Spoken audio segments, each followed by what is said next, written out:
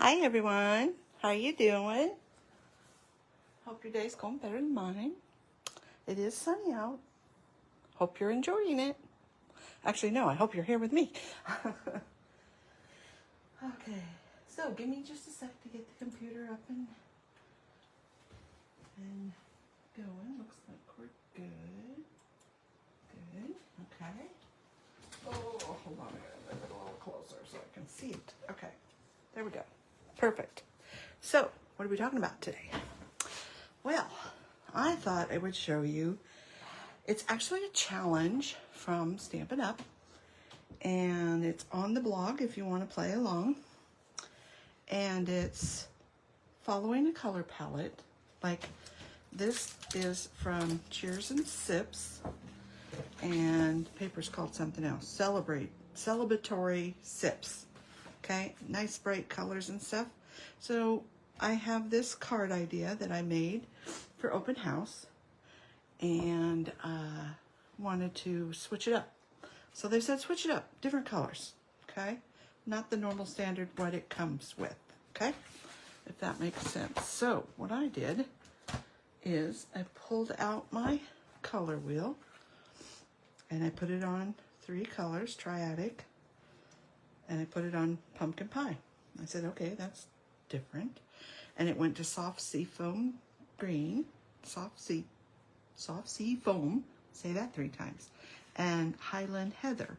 Now there is grape in here, but you know, it's hard to find when you need at least 3 colors to play with, which is a good option for cards, to get something that's not in this pack because it has a lot of colors.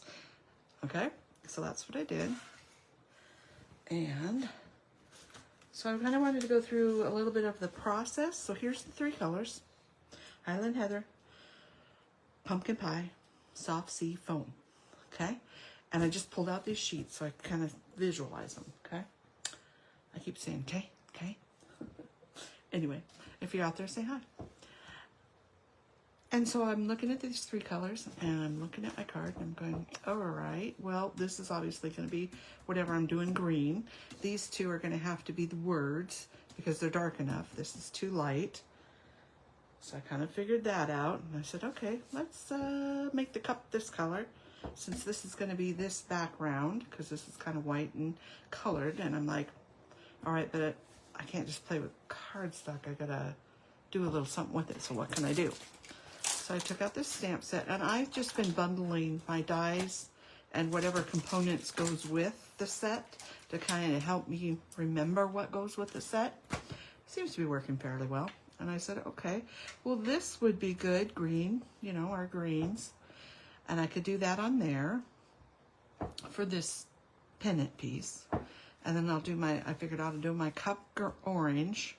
So if I make this light, then this will have to be this centerpiece, or this Blackberry Bliss cardstock here will be this, and then I'll have white on top, obviously, and a cup. So I picked the other cup since I used this cup already. All right, so I stamped the cup, and I decided to go with black rather than tone on tone. So I stamped my cup, and then I cut it out, and then I went and embossed it. And I'll show you that in a minute. Okay, and that's part of that 2 embossing little ones. So that's what I did first. And then I pulled out my green and I made a pennant and I stamped it with the green, and I'll show you another stamping in just a minute. And I decided, you know, you've got to take those 3 colors and you've got to place them throughout evenly or somewhat evenly along your card. So the next step was, okay, well, I'm going to be stamping with those 2 darker colors. So I decided instead of let's celebrate, I thought I would do cheers to you. Well, that's pretty tiny, so I figured that's going to have to be in the pecan pie. This is bigger, so that would be nice in the Highland heather. So that's what I did. To you, cheers to you. I did the green on the green background for here. Okay, And then on the white piece, and I made it a little bigger so you could see it. So this white piece here, I have Cheers to You.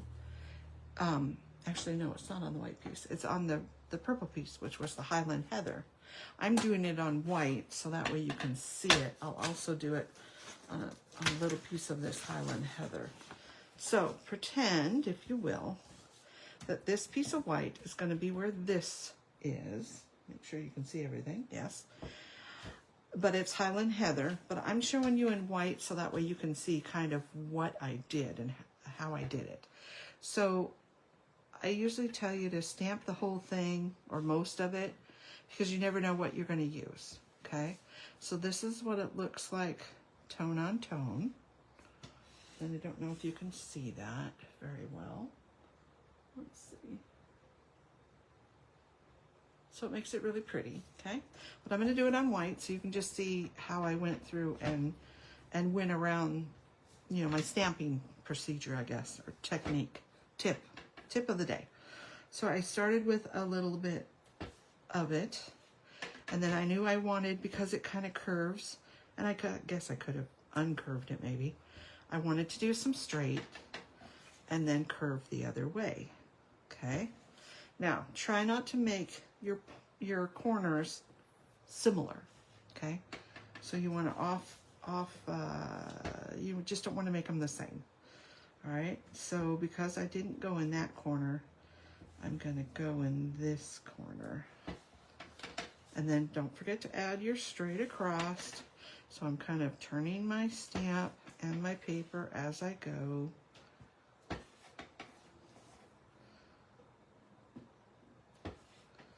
And just going back and forth, turn your paper when you need to. Oops, didn't quite snap that one all the way. That's okay. It's gonna get covered up. And I just kind of went around and I kind of did on, off, straight up once in a while. And you could do the base of it if you wanted, but I wanted the buds, okay?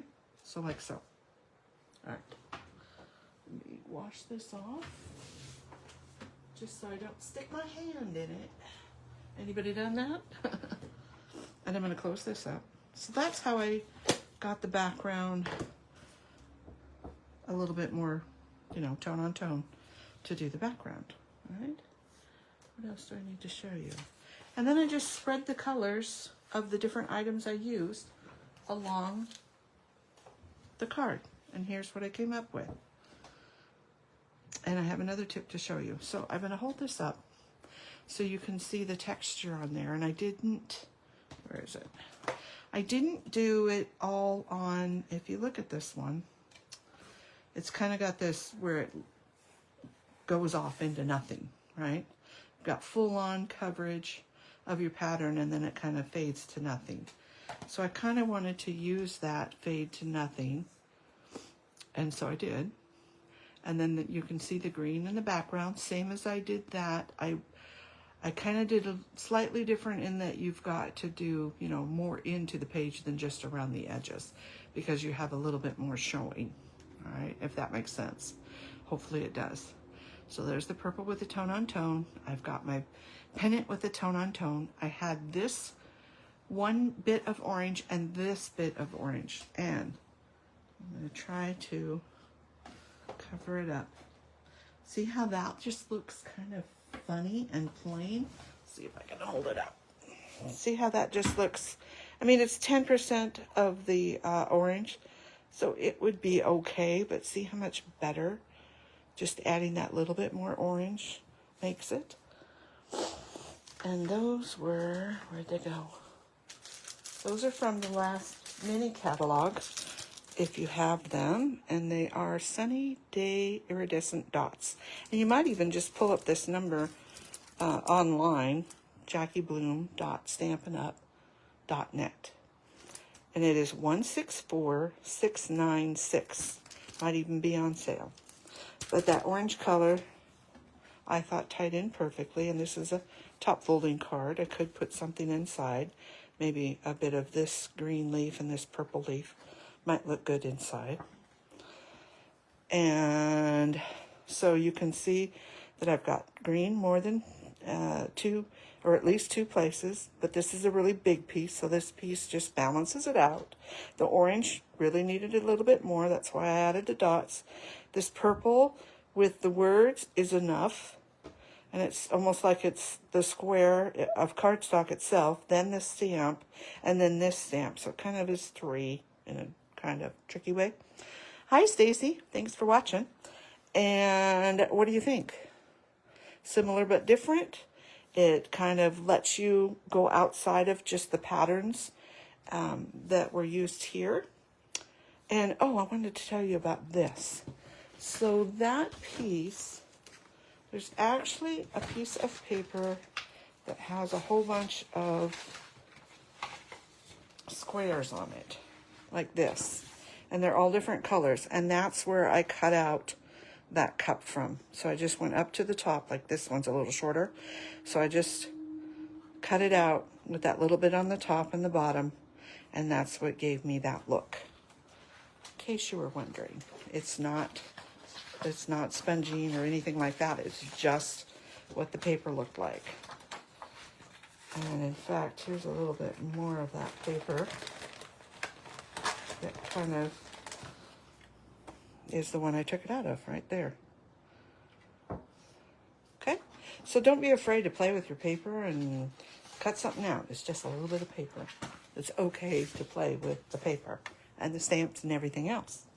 So, as I always do, which is your favorite, card number 1 or card number 2? Oh, and I wanted to tell you, remember I told you that I didn't do the tone on tone with the black, but I wanted to make sure I have 3 spots that have black.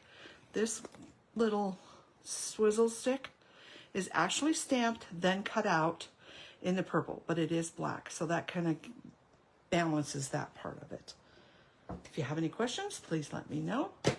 Don't forget that this is available, this color coach, and it also tells you on the back the different color methods, and maybe I will do another color class. So, which is your favorite? Have a great weekend, and thank you so much for watching. Bye now. See you next week.